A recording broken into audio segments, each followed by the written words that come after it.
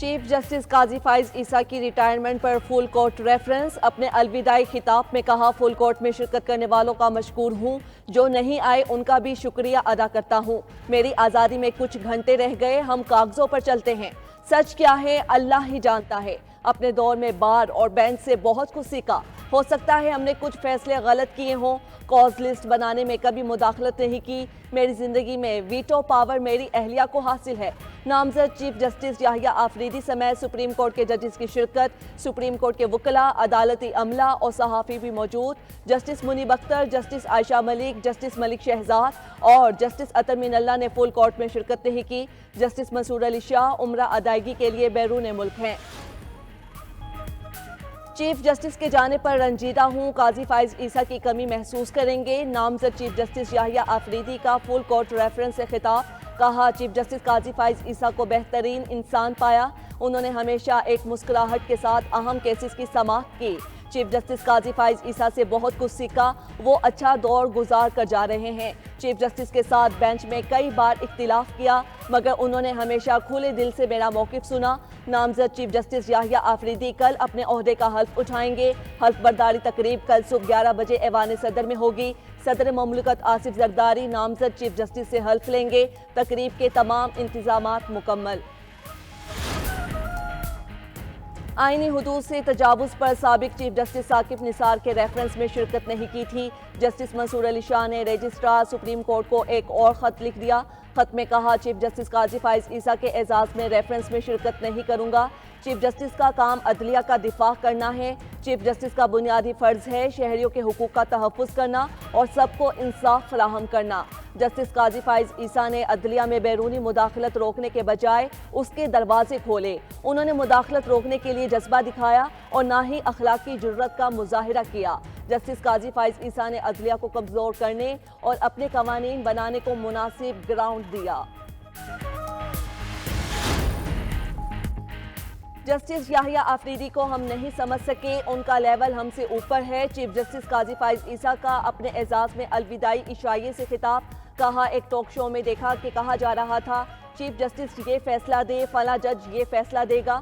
Full court میں سب ججز موجود تھے، سب کے بارے میں اندازہ لگایا جا رہا تھا، مگر جسٹس یحییٰ آفریدی کے بارے میں کہا گیا کہ ان کا کچھ نہیں کہا جا سکتا کہ کیا فیصلہ دیں گے۔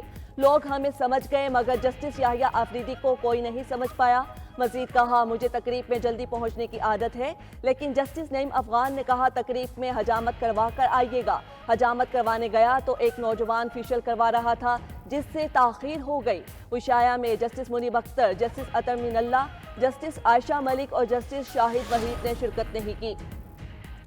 26ویں آئینی ترمیم کے تحت سندھ میں 3 آئینی بینچز کی تشکیل زیر غور۔ ذرائع کے مطابق سندھ اسمبلی اجلاس میں آج قرارداد پیش کیے جانے کا امکان۔ کراچی، سکھر اور حیدرآباد میں آئینی بینچ قائم کرنے کی تجویز سامنے آئی ہے۔ صوبائی حکومت کی آئینی بینچ اور قرارداد پر قانونی ماہرین سے مشاورت۔ سندھ اسمبلی میں قرارداد کی منظوری کے لیے سادہ اکثریت درکار۔ قرارداد منظور کر کے رجسٹرار سپریم کورٹ اور جوڈیشل کمیشن کو بھیجی جائے گی۔ صوبائی آئینی بینچز کے لیے ججز کا انتخاب جوڈیشل کمیشن کرے گا۔ پاکستان سٹاک مارکیٹ میں تاریخ رقم 100 انڈیکس 90,000 کی سطح عبور کر گیا۔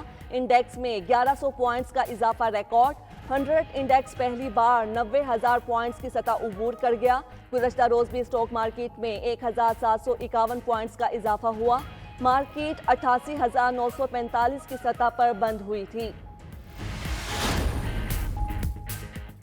بانی پی ٹی آئی کی ہمشیرہ علیمہ خان اور عظمیٰ خان کی ضمانتیں منظور۔ اسلام آباد کی انسداد دہشت گردی کی عدالت کا دونوں بہنوں کی رہائی کا حکم۔ جج ابو الحسنات محمد ذوالقرنین نے علیمہ خان اور عظمیٰ خان کی 20-20 ہزار روپے کے مچلقوں کے عوض ضمانتیں منظور کی۔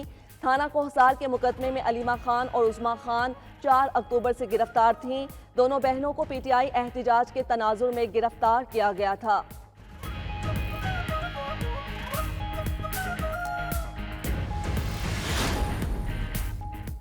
بانی پی ٹی آئی سے وکلاء کی ملاقات پر پابندی پر توہین عدالت کا کیس۔ اسلام آباد ہائی کورٹ کے جسٹس سردار اعجاز اسحاق خان نے فیصل چودھری کی درخواست نمٹا دی۔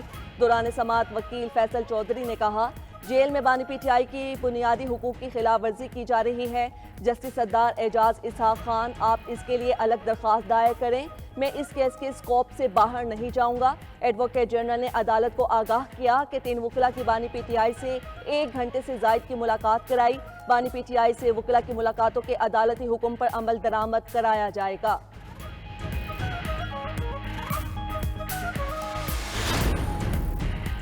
हुकूमत ने पार्लिमान को रबर स्टैंप बना दिया। पहली मरतबा अदालत के अंदर नई अदालत कायम की गई। चेयरमैन बैरिस्टर गौहर का आईनी तरमीम में वोट देने वाले अरकान को पार्टी से निकालने का ऐलान। जबकि जस्टिस मंसूर अली शाह ने रजिस्ट्रार सुप्रीम कोर्ट को खत लिख दिया। चीफ जस्टिस काजी फायज ईसा के अलविदाई फुल कोर्ट रेफरेंस में शिरकत ना करने की वजूहात बता दी।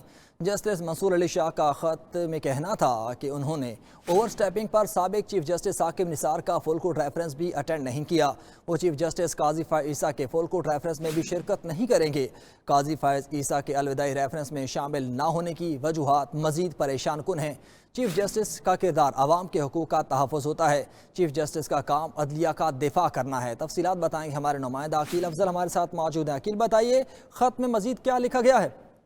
जी बिल्कुल, जस्टिस मंसूर अली शाह ने अपने खत में चीफ जस्टिस काजी फायज ईसा को कड़ी तनकीद का निशाना बनाते हुए मौक़िफ़ अपनाया है कि ऐसे दौर का जश्न मनाने से ये पैगाम जाएगा कि एक चीफ जस्टिस अपने इदारे से बेवफाई कर सकता है, इसकी ताकत को कमज़ोर कर सकता है। मुझे अफसोस है कि मैं अपने ज़मीर की आवाज़ सुनकर ऐसे चीफ जस्टिस के रेफरेंस के लिए खड़ा नहीं हो सकता। जस्टिस मंसूर अली शाह ने मजीद कहा कि चीफ जस्टिस का हकीकी किरदार तमाम लोगों की हिफाजत करना है, अदलिया की आज़ादी का दिफा करना और सबके लिए इंसाफ को यकीनी बनाना। चीफ जस्टिस काजी फायज ईसा शुतुरमुर्ग की तरह अपने सर को रेत में दबाकर अदलिया पर बैरूनी असरात और दबाव के सामने बेहिस्सा और बेनियाज रहे। मुदाखलत के खिलाफ दीवार बनने के बजाय उन्होंने दरवाजे खोल दिए और अदलिया के मुकद्दस किरदार और ताकत एक चेक और बैलेंस के तौर पर होता है, इससे उन्होंने इनहराफ किया। ये भी कहा है कि उन्होंने ना तो अदलिया का दिफा करने के लिए हौसला दिखाया और ना ही इखलाकी ताकत। और जस्टिस मंसूर अली शाह ने इस खत में ये भी कहा है कि उन्होंने इससे पहले साबका चीफ जस्टिस मियां साकिब निसार के भी रेफरेंस में इसी वजह से शिरकत नहीं की थी कि उनकी जानिब से भी ओवर स्टेपिंग की गई थी। जी अच्छा अकील, जस्टिस मंसूर अली शाह कल जो नौमुंतखब चीफ जस्टिस हैं उनकी जो तकरीब हल्फ बर्दारी होगी उसमें भी शिरकत नहीं करेंगे? जी बिल्कुल, जस्टिस मंसूर अली शाह कल बैरून मुल्क उम्रे के लिए रवाना हो गए थे सऊदी अरब, और अब उनकी जानिब से जो है वो 1 नवंबर को वापसी होगी, तो इसलिए वो कल के हल्फ बर्दारी में भी शिरकत नहीं करेंगे। जी अच्छा अकील, पिछले 2 से 4 रोज़ में चीफ जस्टिस मंसूर अली शाह साहब की जानिब से 1-2 खत लिखे गए, उन खतूत और इनमें कोई मुवासलत है? देखें, जस्टिस मंसूर अली शाह की जानिब से जो खतूत लिखे गए, पहला खत उनकी जानिब से था सुप्रीम कोर्ट ऑफ पाकिस्तान की प्रैक्टिस एंड प्रोसीजर कमेटी और मुकदमात को ना सुनने के हवाले से। पहले खत में उनकी जानिब से बड़ा वाज़ेह तौर पर यह मौक़िफ़ अपनाया गया कि जब तक सुप्रीम कोर्ट का फुल कोर्ट इस प्रैक्टिस एंड प्रोसीजर एक्ट के हवाले से कोई फैसला नहीं करता और यहाँ ओरिजिनल कमेटी बहाल नहीं की जाती जिसमें जस्टिस मुनीब अख्तर और जस्टिस मंसूर अली शाह शामिल थे, तब तक वो इस कमेटी की जानिब से बनाए गए जो खसूसी बेंच होंगे उनमें मुकदमात नहीं सुनेंगे। साथ ही उन्होंने ये भी कहा कि आवाम की मुश्किलात के पेश नज़र तमाम वो आम मुकदमात को सुनते रहेंगे। फिर आज जो दूसरा खत उनकी जानिब से लिखा गया वो बुनियादी तौर पर उन्होंने चीफ जस्टिस काजी फायज ईसा के किरदार पर तनकीद करते हुए उन्हें इस बात का जिम्मेदार ठहराया है कि चीफ जस्टिस काजी फायज ईसा के बतौर चीफ जस्टिस जो किरदार था उससे अदलिया कमज़ोर हुई और उसकी वजह से ही वो आज इनके फुल कोर्ट रेफरेंस में भी शरीक नहीं हो रहे। 2 खतूत जो हैं वो गुज़िश्ता 2 से 3 रोज़ में जस्टिस मंसूर अली शाह के लिखे गए सामने आए हैं और इन खतूत में बुनियादी तौर पर चीफ जस्टिस काजी फायज ईसा को ही तनकीद का निशाना बनाया गया है। जी ठीक है अकील अफजल, बहुत शुक्रिया, आप तफसीलात से आगाह कर रहे थे।